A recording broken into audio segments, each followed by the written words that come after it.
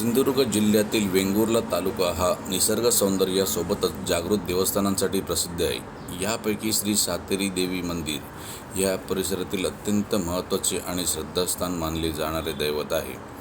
वेंगुर्ला परिसरात सातेरी देवीची अनेक मंदिरे असली तरी प्रामुख्याने वेंगुर्ला शहर आणि होडावडे येथील सातेरी देवीची मंदिरे विशेष प्रसिद्ध आहेत. सातेरी देवीला आदिशक्तीचे रूप मानले जाते.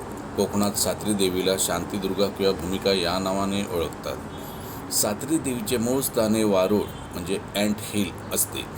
अनेक मंदिरांमध्ये मुख्य गाभाऱ्यात मूर्तीऐवजी किंवा मूर्तीच्या मागे वारुळ पूजले जाते, जे जमिनीशी आणि निसर्गाशी नाते दर्शवते.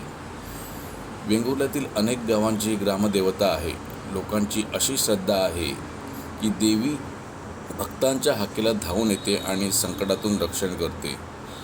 हे मंदिर अतिशय शांत आणि प्रसन्न परिसरात आहे. मंदिराची रचना कोकणी पद्धतीची असून येथे वर्षभर विविध धार्मिक कार्यक्रम होतात. सातेरी देवीचा वार्षिक जत्रोत्सव हा मोठ्या उत्साहात साजरा होतो. या दिवशी पालखी सोहळा, ललित आणि दशावतारी नाटके आयोजित केली जातात. नवीन पीक आल्यावर देवीला अर्पण करायची परंपरा येथे मोठ्या प्रमाणावर पाळली जाते.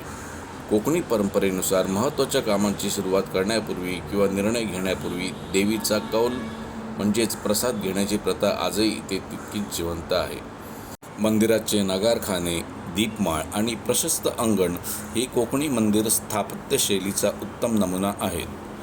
बहुतांश सातेरी मंदिरे ही माडपोपळींच्या बागांमध्ये वसलेली असल्यामुळे तेथे एक प्रकारचा नैसर्गिक गारवा आणि शांतता जाणवते. तुम्हाला सुद्धा वेंगुर्ल्याला भेट द्यायची असेल तर सकाळी लवकर किंवा संध्याकाळच्या आरतीच्या वेळी नक्की या.